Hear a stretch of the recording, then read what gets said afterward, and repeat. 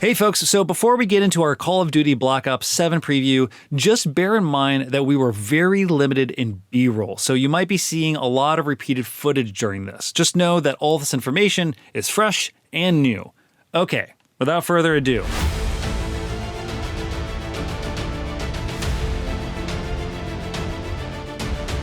For the first time in Call of Duty's history, we're getting back-to-back Black Ops titles, and whereas last year's Black Ops 6 was grounded in the 90s, Black Ops 7 aims to propel Call of Duty back to the future.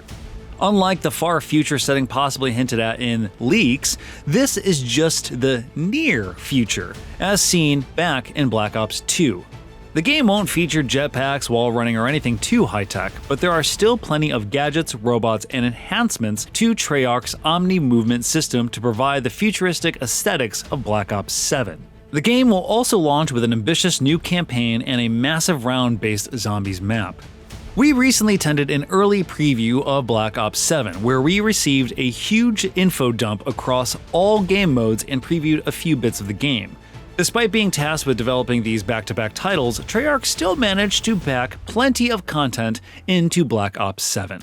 Treyarch Associate Design Director Matt Skrones and Senior Director of Production Yale Miller explained that Black Ops 6 and 7 were planned out and developed together, and the ability to push out this much content at launch was a collaborative effort across multiple Call of Duty studios. To keep things fresh for Black Ops 7, Treyarch leans into the time difference between the games.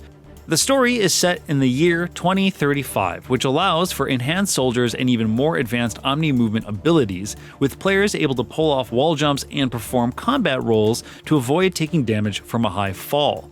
The score streaks of Black Ops 7 are also more high-tech and advanced than in Black Ops 6.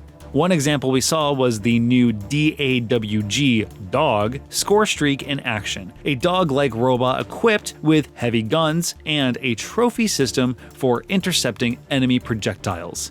Treyarch also confirmed that Black Ops 7 will feature progression across all modes. This means players will not only level up and unlock rewards in multiplayer and zombies, but also the campaign. Black Ops 7's campaign is a globe-trotting affair with missions taking place in Los Angeles, Tokyo, and locations in Nicaragua. The narrative is themed around fear and perception, fighting against an enemy using a mind-altering weapon to simulate fear and create hallucinations. This theme lets Treyarch lean into the whimsical and mind-bending style often featured in Black Ops games. In the snippet of the campaign we were shown, the characters were fighting in Nicaragua, but in true Black Ops fashion, there were giant machetes falling from the sky and floating chunks of land hovering all around the map like something out of a fantasy game. Black Ops 7 campaign is designed for up to 4-player co-op, but it can be experienced solo as well. The developers confirm the difficulty scales when playing co-op, meaning partying up with friends doesn't necessarily make it easier, and teamwork is needed to get through missions. The most notable detail about the campaign is the inclusion of an endgame. Treyarch confirmed there are a total of 11 campaign missions, and there will be a conclusion to the story, but completion of the story unlocks a 12th mission as endgame content designed with replayability in mind. We were briefly shown a map of Avalon for this endgame content. Yes, the once rumored Warzone map has turned into a campaign location, and the size definitely looks like it could be on par with a large Warzone map, or perhaps even bigger. Parts of Avalon are featured in the campaign missions, but players won't unlock the full map and content until reaching the end game. This allows for open-world gameplay with up to 32 players dropping into matches that sound like they have elements of Modern Warfare 2's DMZ mode and Modern Warfare 3's Zombie mode mixed in. Players can customize their characters in the endgame with the skills and abilities featured in the campaign, such as grappling hooks and the cloaking ability of active camo. Treyarch design director Kevin Drew described this endgame as a unique power journey that requires several sessions to complete. Players need to level up to upgrade their health, loadout, and abilities before reaching the harder regions of the map. There's also risk involved here, as getting squad wiped in a match means you lose all of your progression for the operator. In order to keep your rewards, you'll need to survive and exfiltrate from Avalon at the end of a session. It's also worth mentioning that Treyarch confirmed 6 of the 11 campaign missions are standard linear missions, and the other 5 are larger in scale and take place on parts of Avalon.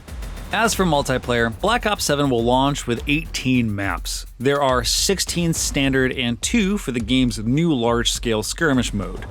The 18 include mostly brand new locations for Black Ops 7, but 3 of the standard maps are popular picks from Black Ops 2. Raid, Hijacked, and Express all return, but they have a slightly different aesthetic as they are now set in Japan. Skirmish, Treyarch's ambitious new ground war style mode, features squads of 4 competing in 20v20 matches with a variety of capture, destroy, or escort style objectives to complete. The larger map sizes used for Skirmish make use of the campaign's wingsuits, grappling hooks, and vehicles to help you better traverse the space. One interesting feature we saw during our brief preview of Skirmish was something similar to Black Ops 6's Meat Shield mechanic, in which you can grab another player and use them as a shield. Instead of grabbing their opponent and holding them hostage, the operator attached an explosive to them and knocked them off a rooftop, leaving the opponent to glide down into battle on their wingsuit and explode. It was very cinematic and cool looking, although this feels like a new animation that will be very situational and difficult to pull off in a match.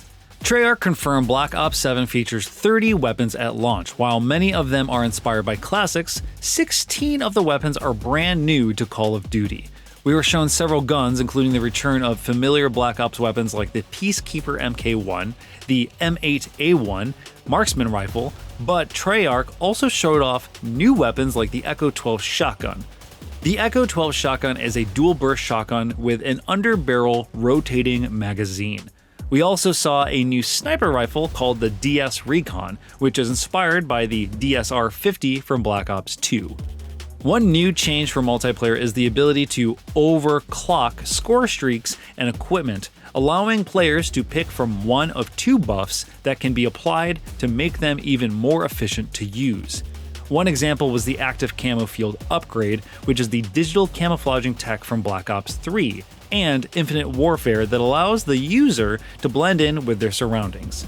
With the overclocking feature, it can be buffed for a faster recharge speed for recloaking, or to allow for recloaking after the player fires their weapon.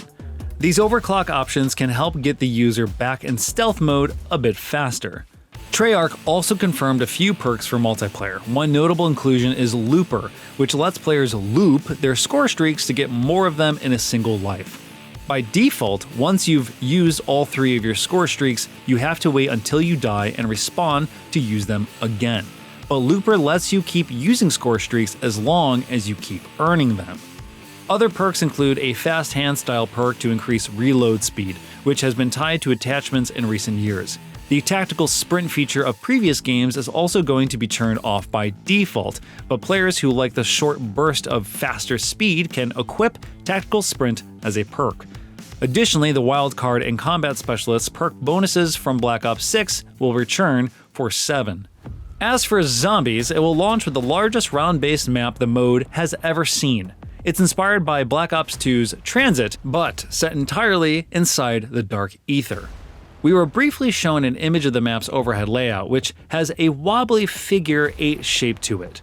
This odd design makes it more like a racetrack, as the map pieces together 7 separate locations connected by dangerous stretches of road. Like Transit, players can travel the roads between locations using a vehicle, but instead of the transit bus system, there is a new Wonder vehicle for players to use. Not a lot was discussed about this new ride, but Treyarch showed a brief image of an armored SUV-style vehicle with 3 demonic mouths coming out of the front grille, and the body of the vehicle wrapped in chains and monstrous-looking tendrils. Given the name Wonder Vehicle, it's likely this is something similar to Wonder Weapons, where players must build it via hidden quest steps in order to progress with the map's storyline. Of the 7 map pieces, we were only shown the farm location, which looked like a close recreation of Farm from the original Transit map. This is the only zombies map available at launch, but Treyarch said more maps will arrive post-release, including some of the individual locations from the launch map. Yale Miller confirmed some of the DLC maps will be new locations, but didn't say how many new maps would arrive. Also, Black Ops 6's directed mode that helped guide players through zombies' main story quests is coming back for Black Ops 7. Dead Ops Arcade, the zombies twin-stick shooter mode, is also returning to Black Ops 7, but we didn't receive much information about it. A full zombies reveal is scheduled for early September, and plenty of more Black Ops 7 details, including new information on Warzone, will be revealed during Call of Duty Next, which is taking place on September 30th. Going back-to-back with the same Call of Duty subseries is a tall task. Experiencing Modern Warfare 2 and Modern Warfare 3 in consecutive years was an awkward approach, with Modern Warfare 3 feeling more like DLC than a standalone game. It didn't feel as fresh or exciting with so much of the content being recycled and the game staying grounded in the same era. From what we were shown in this preview, Black Ops 7 has the potential to feel exciting instead of like a Black Ops 6 expansion.